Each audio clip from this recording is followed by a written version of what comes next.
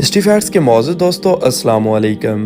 ناظرین اکرامی، اس ویڈیو میں ہم بات کریں گے حضرت بلال رضی اللہ تعالیٰ عنہ کے ایمان لانے کے بعد انہیں کفار مکہ کی جانب سے ملنے والی دردناک تکلیفوں کے بارے میں، اور آپ کو بتائیں گے کہ اللہ کے نبی کے وصال کے بعد حضرت بلال نے آذان دینا کیوں چھوڑی اور مدینہ سے ہجرت کیوں کی، اور نبی کریم صلی اللہ علیہ وسلم کے وصال کے ایک عرصہ دراز کے بعد جب حضرت بلال مدینہ تشریف لائے تو حضرت حسن و حسین نے آپ رضی اللہ تعالیٰ عنہ سے کون سی فرمائش کی، اور پھر مدینہ کی گلیوں میں کوہرام کیوں مچ گیا۔ حضرت بلال کی زندگی کے حالات و واقعات شروع کرنے سے پہلے آپ سے گزارش ہے کہ اگر آپ چینل پر نئے ہیں تو چینل کو سبسکرائب کر لیں۔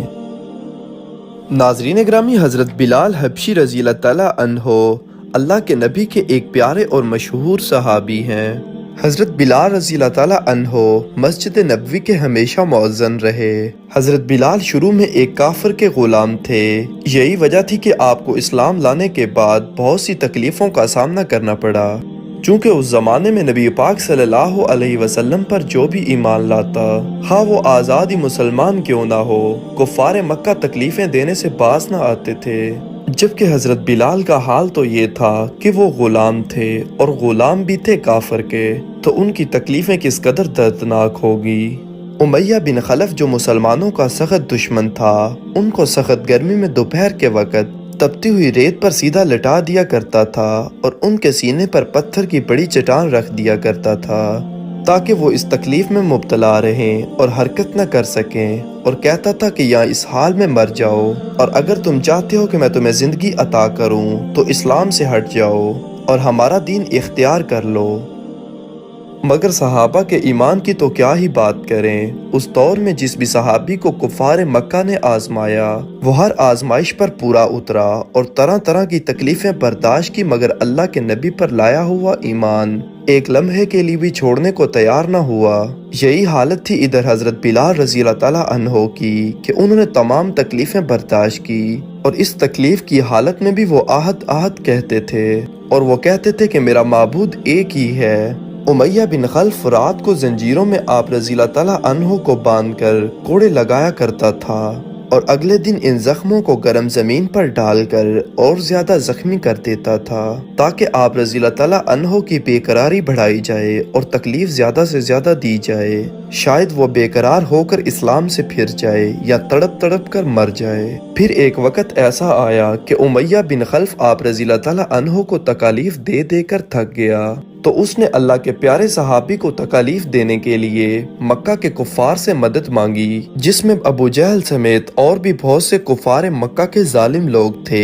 جو حضرت بلال رضی اللہ تعالیٰ عنہ کو تکلیفیں دیا کرتے تھے، لیکن عذاب دینے والے اکتا جاتے، کبھی ابو جہل کا نمبر آتا، کبھی امیہ بن خلف کا۔ ہر شخص اس بات کی کوشش کرتا کہ میں اتنی تکلیف دوں کہ میرے سامنے یہ بلال اپنے کلمہ حق سے ہٹ جائے، ہر شخص اس کی کوشش کرتا کہ تکلیف دینے میں زور ختم کر دے۔ خلیفہ اول حضرت ابو بکر صدیق رضی اللہ تعالیٰ عنہ نے جب حضرت بلال رضی اللہ تعالیٰ عنہ کو ان حالات میں دیکھا تو ان کو خرید کر آزاد فرما دیا۔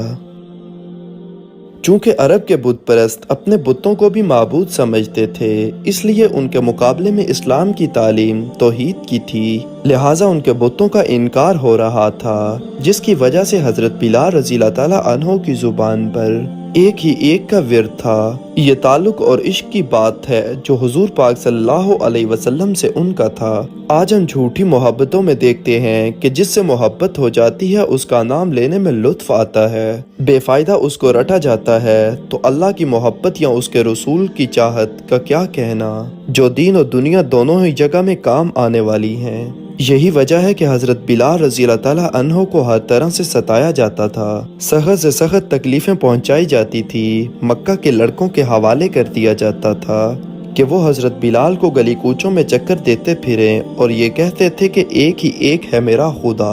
اسی کا یہ صلہ ملا کہ پھر حضور صلی اللہ علیہ وسلم کے دربار میں مؤذن بنے، اور جناب نبی کریم صلی اللہ علیہ وسلم کی زندگی میں آذان کی خدمت حضرت بلال کے سپرد رہی۔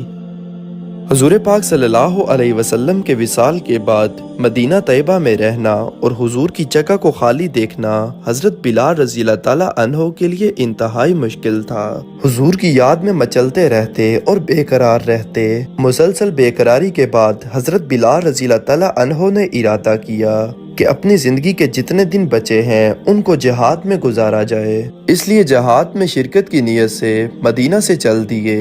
एक अरसे दराज तक आप रज़ी अल्लाह ताला अन्हो मदीना लौट कर न आए। उस वक़्त हसन और हुसैन जवान हो चुके थे तो हुजूर सल्लल्लाहु अलैहि वसल्लम की आप रज़ी अल्लाह ताला अन्हो को ख्वाब में ज़ियारत हुई। अल्लाह के नबी ने फरमाया, बिलाल ये क्या जुल्म है, हमारे पास कभी नहीं आते। बिलाल तो अल्लाह के नबी के सच्चे आशिक थे जो आँख खुलते ही मदीना तैयबा हाजिर हो गए, जहाँ पर अल्लाह के नबी के दो लाडलों की जियारत हुई। हजरत हसन और हुसैन रज़ी अल्लाह ताला अन्हो ने हजरत बिलाल रज़ी अल्लाह ताला अन्हो से उनकी जिंदगी की सबसे मुश्किल फरमाइश कर डाली। नबी के लाडलों ने हजरत बिलाल रज़ी अल्लाह ताला अन्हो से कहा, सैयदना बिलाल, हम अपने नाना के दौर की आज़ान सुनने के ख्वाहिशमंद हैं। हजरत बिलाल ने नबी अलैहिस्सलाम के विसाल के बाद आज़ान देना छोड़ दी थी और हजरत बिलाल ने कभी आज़ान न दोबारा दी, मगर यहाँ फरमाइश ऐसी थी कि कोई इनकार की गुंजाइश न रही। हजरत बिलाल ने आज़ान कहना शुरू की और मदीना में हुजूर सल्लल्लाहु अलैहि वसल्लम का ज़माना याद आ गया। जब हुजूर के ज़माने की आज़ान लोगों के कानों में पड़ी तो कोहराम मच गया। मर्द तो मर्द, औरतें तक रोती हुई घर से निकल पड़ी। हजरत बिलाल ने चंद रोज मदीना में क़याम किया, लेकिन मदीना में क़याम करना हजरत बिलाल के लिए सबसे मुश्किल था, तो लिहाजा हजरत बिलाल ने चंद रोज क़याम किया। इसके बाद वापस हुए और 20 हिजरी के करीब दमिश्क में आपका विसाल हो गया।